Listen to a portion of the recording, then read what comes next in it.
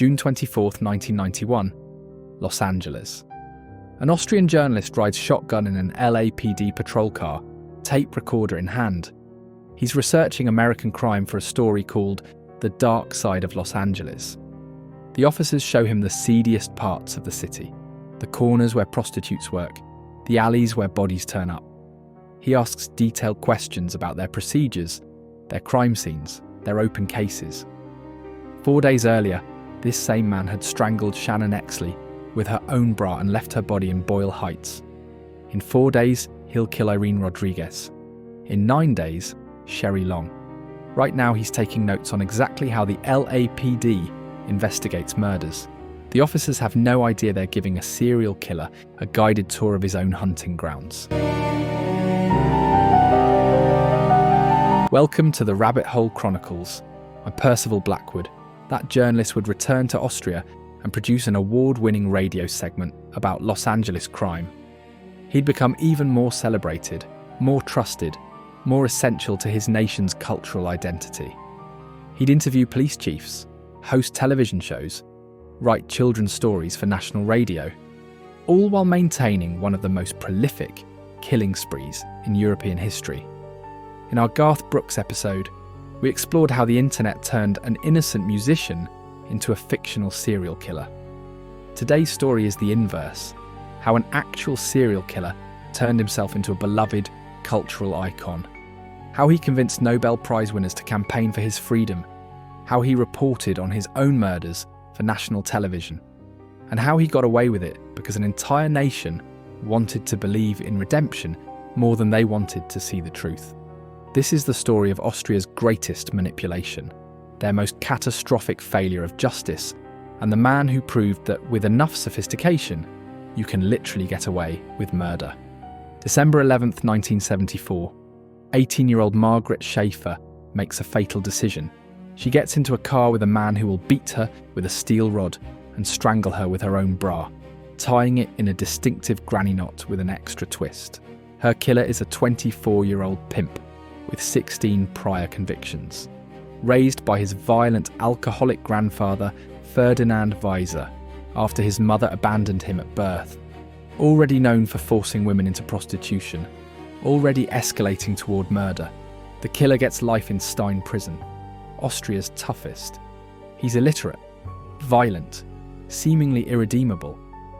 Then something happens that will eventually cost 12 more women their lives. He learns to write. By 1983, this illiterate convict has published Purgatory, an autobiography that becomes a bestseller. Critics rave about its raw honesty. Film rights are sold. Literary prizes follow. His poetry contains disturbing lines like, "No theme is more poetic than the death of a beautiful woman." But intellectuals see art, not confession. The campaign for his release attracts Austria's elite. Elfriede Jelinek, future Nobel laureate, petitions for his freedom. Magazine editor Alfred Kollerich visits him, declares him tender. They issue statements. Austrian justice will be measured by this case. May the 23rd, 1990. After a 30-minute psychiatric evaluation that violates legal requirements by never being submitted in writing, the killer walks free in his signature white suit. Schools teach his autobiography. His children's stories air on radio. Austria has its redemption story. The man they've freed is Jack Unterweger, and he's already planning his next murder. September 14th, 1990. Prague. 4 months after release, Blanka Bochkova is found strangled with her stockings, that same distinctive knot. Unterweger was there, researching prostitution. October through May, Austrian sex workers vanish. Brunhilde Masser, Heidi Hammerer. 7 more, all strangled with their undergarments, all left in wooded areas, positioned with legs spread in deliberate degradation, all tied with his signature knot. But Unterweger doesn't hide. He convinces ORF, Austria's public broadcaster, to let him report on these very murders. June 3rd, 1991, he sits across from Vienna Police Chief Max Edelbacher, extracting intelligence about the investigation. What patterns have you noticed? What evidence do you have? Edelbacher, thinking he's helping inform the public, tells him everything. Unterweger's radio piece, The Fear in the Red Light Milieu, airs nationally. He's recorded interviewing sex workers, including one haunting tape where a woman says, "You could die every time you get in a car." She was right. He was the danger she feared. Regina Prem's husband receives a phone call after her murder. The caller says, God told him to do it. The voice is never identified, but investigators later suspect it was Unterweger taunting the victim's family. Then comes Los Angeles, June 1991. ORF sends their star journalist to America. He checks into the Cecil Hotel, already infamous for suicides and murders. Within days of that LAPD ride-along, 3 women are dead. Shannon Exley beaten and strangled. Irene Rodriguez violated with tree branches before being killed. Sherry Long discovered in Malibu Canyon, all showing his signature knot. LAPD detective Fred Miller recognizes a serial pattern, but has no suspects. The murders stop the day Unterweger flies back to Austria. Detective Ernst Geiger had never believed in Unterweger's redemption. When retired investigator August Schenner notices these murders match the 1970s pattern, Geiger maps Unterweger's movements. Every murder location, he was present. When Geiger contacts the LAPD about prostitute murders during Unterweger's exact dates, the pieces fall into place. Evidence mounts. Blanka Bochkova's hair in his car, red scarf fibres on victims, credit cards placing him at crime scenes, LAPD business cards in his apartment, restaurant receipts from Malibu, where Long's body was found. There's evidence someone in law enforcement was tipping him off about surveillance. He always seemed to know when to move, when to change patterns. The corruption investigation was buried, but insiders whisper about a detective who was compromised. February 1992. Unterweger flees. US Marshals exploit his narcissism. Success magazine offers $10,000 for an interview. He can't resist. Arrested in Miami Beach. The trial begins April 20th, 1994. FBI analysts testify about the matching signatures across 3 countries. Dr. Reinhard Haller diagnoses him with malignant narcissism, a toxic combination of narcissistic personality disorder, antisocial behaviour, paranoia, and sadism. Untreatable. Irredeemable.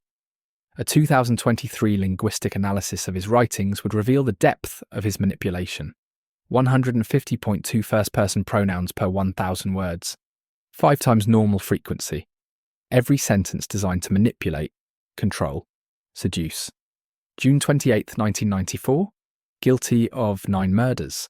That night at 3:40 a.m., Jack Unterweger hangs himself using shoelaces and tracksuit strings tied in his signature knot. His final victim, himself.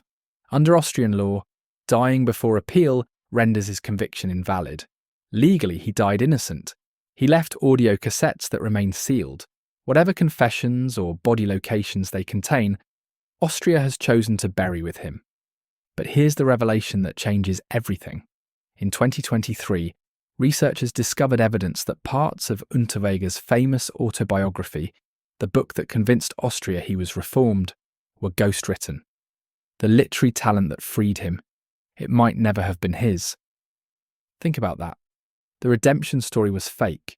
The transformation was performed. The literary genius was borrowed. Even his confession was a lie. Remember Garth Brooks' Chris Gaines? That bizarre alter ego conspiracy theorists claim was his murder persona? Unterweger actually lived this, except his alter ego was the reformed criminal. The writer in the white suit was the performance. The killer was always the real person. Dr. Gregg Barak called him the smartest, most fascinating serial killer ever. He maintained 3 separate sexual lives simultaneously, while murdering across 3 countries and building a media career on those very murders. He didn't just evade capture, he made himself too valuable to suspect. The intellectuals who freed him mostly stayed silent after his conviction. Jelinek won her Nobel Prize, never acknowledging her role. Austria moved on, implementing new evaluation requirements and interjurisdictional databases. But 12 women remained dead. Margaret Schafer, Blanka Botchkova, Brunhilde Masse, Heidi Hammerer, Elfriede Schrempf, Sylvia Zagler, Sabine Moitzi, Regina Prem, Karin Eroglu, Shannon Exley, Irina Rodriguez, Sherry Long. They died because smart people preferred beautiful lies to ugly truths. Because a sophisticated psychopath learned that the best camouflage isn't darkness, it's spotlight. Because sometimes the most dangerous person isn't the one everyone suspects, but the one everyone trusts. The difference between the Garth Brooks conspiracy and Jack Unterweger? One is internet comedy. The other is what happens when we confuse performance with transformation, art with redemption, and sophistication with rehabilitation. Until next time, this is Percival Blackwood for the Rabbit Hole Chronicles, reminding you that real monsters don't hide in shadows. They accept literary prizes, they host TV shows, they ride along with cops while their victims' bodies cool, and sometimes they leave their confessions in sealed cassettes, knowing that even in death, they control the narrative.